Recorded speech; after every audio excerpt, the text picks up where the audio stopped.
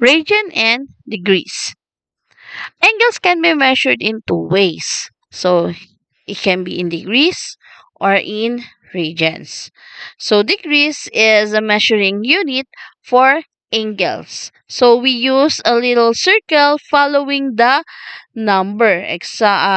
Following the number. So we have example, this is a 360 and we have a little circle here, so it means 360 degrees.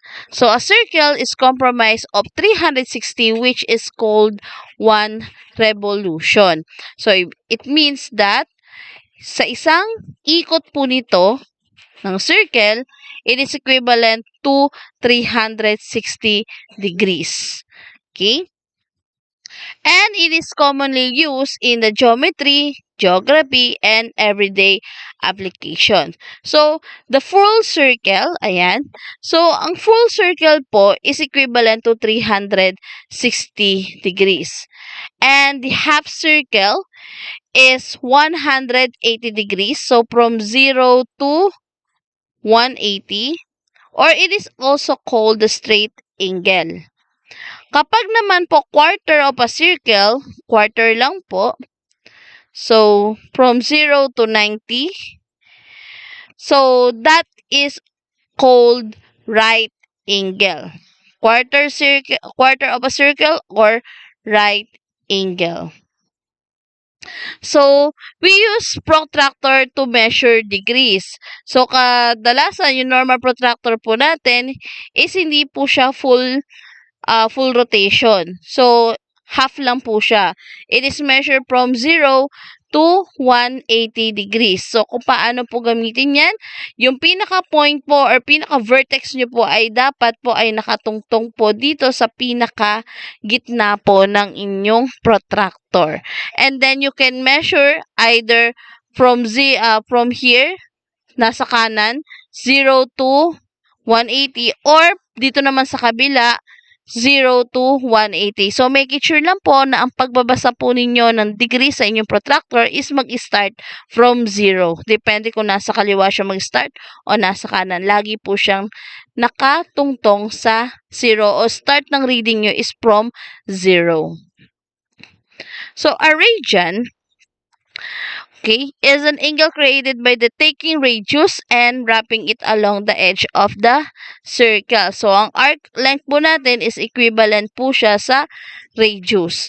And ang angle po natin is equivalent to radian. So, if an angle is written without any units, then it means that it is in radians. So, some examples of these angles of radians are 2 rad, pi over 2, pi over 3, or 6 raised to c, etc.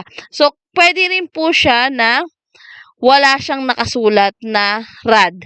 So, kapag po nasa angle, ang angle nyo po ay nakasulat po siya ng wala po siyang degree symbol, so it means that your angle is in the radians. Okay, so yun lamang po yung pakakatandaan. Commonly, it is used in the higher mathematics and physics, especially in trigonometry and calculus. So, ang radians po, it is a pure base on the radius of the circle. So, naka-base po siya lagi sa radius. So, in applications po nito, engineer often convert between radians and degrees in design calculations. Also, scientists use this conversion in physics problems involving rotational motion.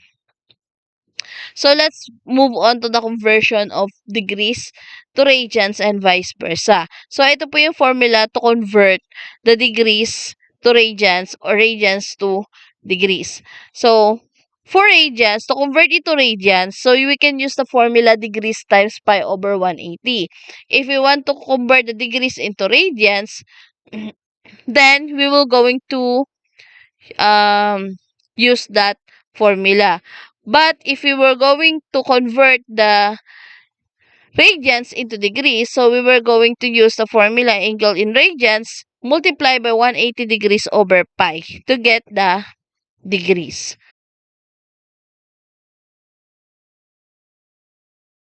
Okay, so let's start to solve this following degrees, convert it into radians. Okay. So first is 190 degrees. So we were going to multiply it to pi over 180. So pi over 180. So multiply 190 to pi. So that is 190 pi. And then, automatic po kapag naka-whole number, may imaginary 1 po yan. Then, 1 times 180, that is 180. So, make it in the simplest form. So, both sides can be divided by 10. So, that is equal to 190 divided by 10. That is 19 pi. And then, 180 divided by 10, that is 18. So, the answer is 19 pi over 18. So next, same process.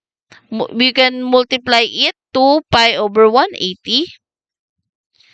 Multiply din 30 times pi, that is 30 pi.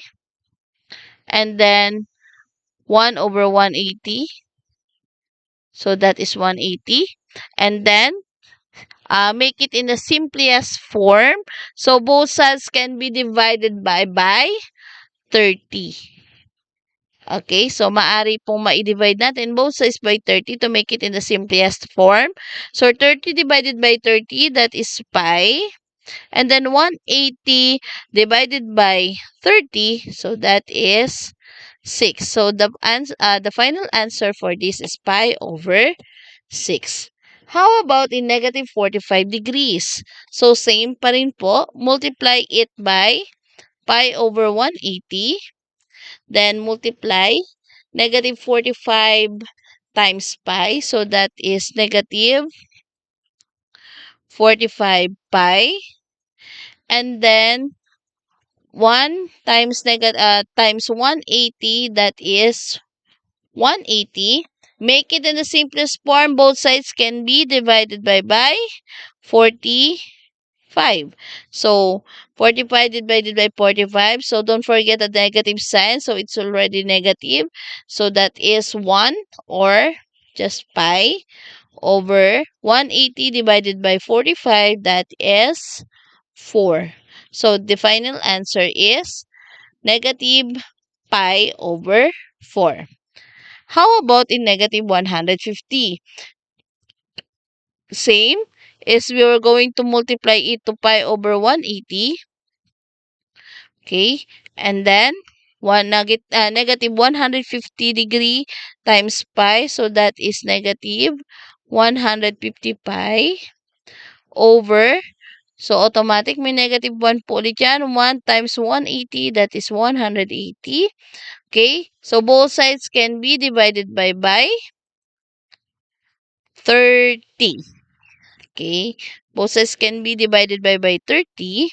So 150 divided by 30, that is negative 5 pi over 180 divided by 30, that is 6. So the final answer is negative 5 pi over 6.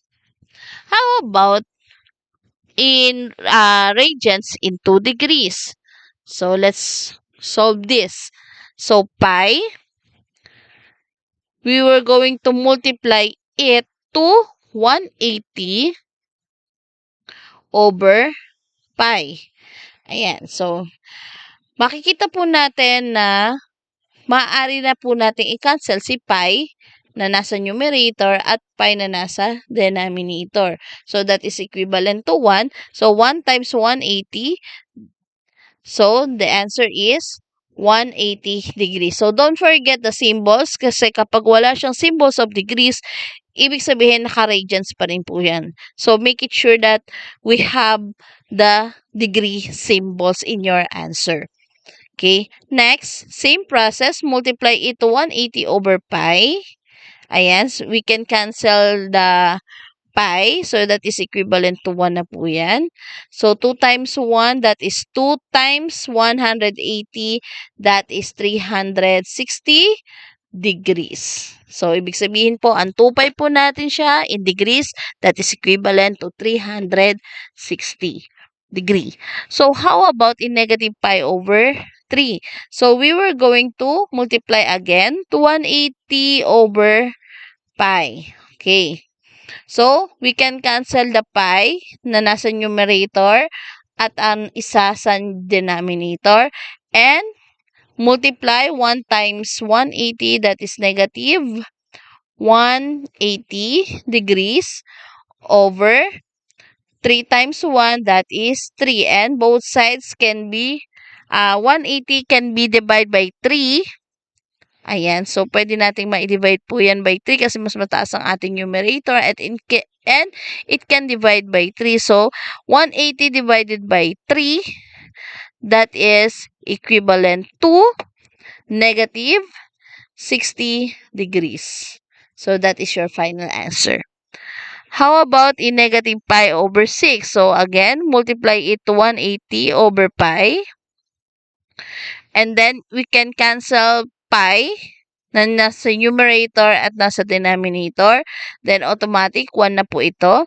So, multiply 1 to 180, that is 180. And then, 6 times 1, so that is 6. So, 180 divided by 6. So, that is negative. And don't forget the negative sign. Negative 30 degrees. Yeah. So, in summary, the degrees and radians are both essential units for measuring angles, and knowing how to convert between them is crucial for various applications in science and engineering. So, that's it for today. Thank you.